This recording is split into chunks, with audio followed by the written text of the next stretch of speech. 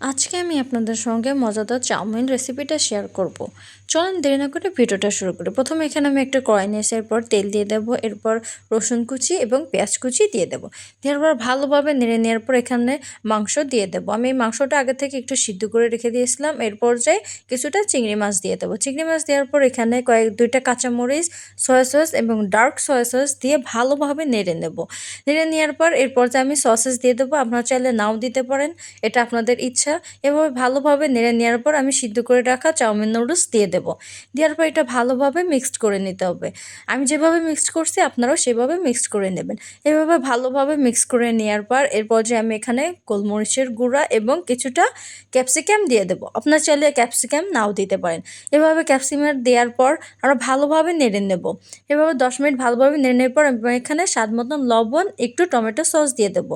এভাবে 10-15 মিনিট ভালোভাবে নেড়ে নিলে এইটা আমাদের চিকেন চাউমিন তৈরি। আপনারা একবার হলেও বাসায় ট্রাই করে দেখবেন।